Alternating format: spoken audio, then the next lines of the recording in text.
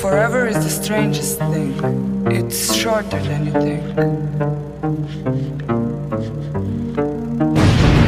No think.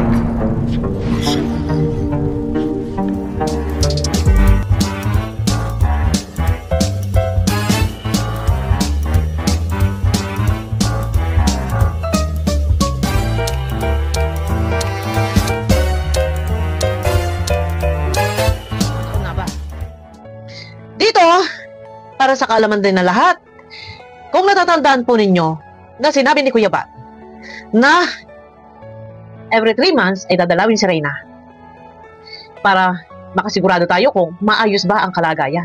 Ito guys, masamang balita. Dahil sa pahayag ni Kuya Bal na dadalawin, makita ko anong sitwasyon, kung ano ang katatayuan.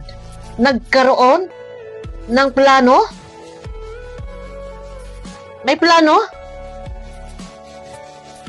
Eto ha. May plano. Si Reyna ay dadalahin sa Manila.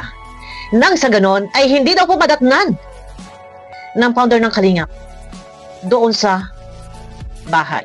Gaano ito katotoo na si Reyna ay di umano'y ipaaalaga? Ha? May pasabog yan, no? Bravo, bravo, bravo. Pinabibilib mo ko, Rowena, at ng mga kasama mo sa grupo mo, ng mga ibang sponsor dyan. Akalain mo yun? Yung mga sinasabi nyong pasabog ay unti-unti na talagang sumasabog. Dapat talaga naniniwala kami sa iyo eh. Bakit ganon, Miss Rowena? Ito namang pinagtatalunan natin noon pa eh, ang katanungan kung sino ba talaga ang utak sa pagkuha kay Reyna sa Kalingap. Si Ate Melanie ba o may nagudyok sa kanya? Bilang isang magulang, karapatan niya na kunin ang kanyang anak para sa ikagaganda ng buhay ni Reyna. Yun lamang yun. Pero patuloy at patuloy niyong tinatanggi na wala kayong kinalaman, na hindi kayo ang nanunulsol, na wala kayong alam. Pero ang problema, ang dami niyong alam. Bakit? Kasi kayo ang nakakaalam sa bawat kilos ni Reyna, sa bawat kilos ni Ate Melanie. Alam nyo lahat ng gagawin, pero wala kayong alam.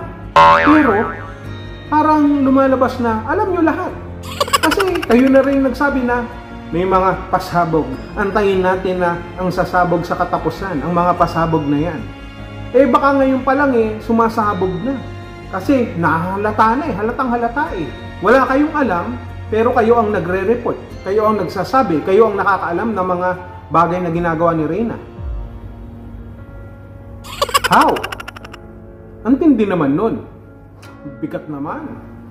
Grabe, no? Wala talaga, no? Alam nyo kung merong mga taong nagsisinungaling dito at ang katapat ay tatamaan lagi ng kidlat, baka nauna na kayo eh, na tinamaan ng kidlat eh, sa pinagagagawa nyo.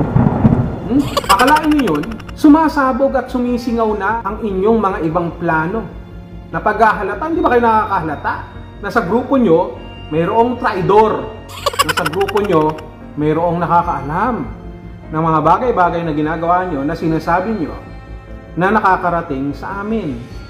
Buking eh, yung mga pasabog nyo na supot. Supot. Diba? Dadalhin nyo pa si Reyna sa Maynila para ano? Para ilayo lang sa Kalingap. Pero ang sasabihin nila, hindi, para alagaan ng kamag-anak doon. Wow, kapanipaniwala naman talaga. Alagaan talaga ng kamag-anak. Bakit? Hindi sana, binigay niya na lang uli kila Kuya Nestor at samahan niyo pa ni Lola at magpasama pa kayo ng kapatid niya para alagaan siya doon. Bakit sa Maynila pa? Akala ko ba si Ate Melanie ang mag-aalaga dyan? Akala ba namin ay ipapagamot na yan sa St. Luke's? Pag-aaralin, bibigyan ng mga sponsor ng ganito, ng ganyan, ng ganyan, ng ganyan. Ibinigay mo na ang lahat. Kahit si Daniel Padilla na uubusan na eh. No? Ubus na. Kahit nasa kanya na ang lahat, mauubos pa rin kay Daniel Padilla dahil binigay nyo na ang lahat. Pero wala kami nakikita eh. Parang drawing lang ang lahat. Lahat ng mga gusto nyong pasabugin ay parang sumasabog isa-isa. Parang sabog na sabog. Ganon. Anong nangyari? Ilalayo nyo si Reyna sa Kalingap kasi natakot kayo na baka bisitahin ni Kuya Bal dahil narinig nyo sa live na Every 3 months ay bibisitahin ni Kuya Bal kung anong nangyayari kay Reyna. Siyempre, concern ng tao eh. Diba? Hindi naman basta-basta ganun na siyempre kahit paano ibinigay mo sa magulang, gusto mo rin kamustahin yung tao kasi napamahal na rin yan. Sa Kalingap, pamilya rin ng Kalingap si Reyna. Eh anong gusto nyo? Itatakas nyo. Ayaw nyong makita yung tunay na kalagayan ni Reyna. Dapat nga, kung talagang matindi ang mga plano nyo, kung talagang mabuti, hindi nyo aalisin si Reyna. Hindi nyo itatago, hindi nyo dadalhin sa ibang lugar sapagkat you should be proud na yung nagawa nyo kay Reyna ay makita ng Kalingap. Oh, Kuya Bal, nakita mo naman si Reyna. Magaling na sumagot, magaling magsalita, magaling magsulat, nakikipag-usap na ng maayos, magaling na siya. Normal na ang kanyang pagkatao. Dapat ganun eh. Kapag ang isang bagay itinatago mo, ibig sabihin, ayaw mong makita dahil baka mapintasan. Dahil baka malaman ang kanyang kakulangan. Ganun lang kasimple yun eh. Di ba, may nalalaman pa kayong paalaalaga. Eh, di parang ginawa nyo na rin sinungaling si Ate Melanie. Na sinabi niya siya mag-aalaga, tapos ipapaalaga niya sa Maynila. Anong kakayanan ng mga nasa Maynila? Alam niyo ba ang gasto sa Maynila? At akala nyo makakatakas kayo kung sakaling dalhin nyo sa Maynila si Reyna? Makakatakas na lang kayo ng ganun-ganun? Hindi. Bakit? Maglalagay ako ng landing pad sa Manila. Akala nyo ganun-ganun lang? Marami kaming taga Maynila. Alam ni Kuya Bal yan. Kaya hindi rin kayo makakalusot. Pagkatapos nyo, saan nyo naman dadalhin? Sa Cavite? Sa Bulacan? Saan? Baka pag naubusan kayo na lugar sa Pilipinas, eh baka mapunta na lang kayo sa Mars. Ano? Tama ba? O, di ba? Dadalhin nyo pa talaga sa Maynila para ilayo eh. Well. Mukhang mahihina kayong nilalang.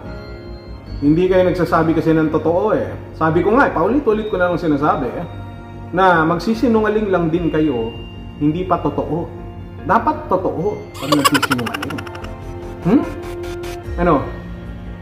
Ano bibigyan nyo kay Reyna sa Maynila? Sasabihin nyo para malapit sa St. Luke's. Eh, fully book nga eh, di ba? Sabi mo, Madam Romaine, fully book. Bakit? Paano hindi magiging fully book? Naniniwala naman ako sa'yo. Eh, pinasok doon at nauna na nagpa-check up. Nagpa-admit yung mga taga-KOJC. Yung mga pasabog nyo, unting-unting sumasabog sa inyo. Galingan nyo naman pag nagpapasabog kayo at yung mga papasabugin nyo pa. Kasi sa mukha nyo mismo, sa inyo mismong baluarte, sumasabog ang lahat ng ito. Yan ang nangyayari kapag hindi nagsasabi ng totoo.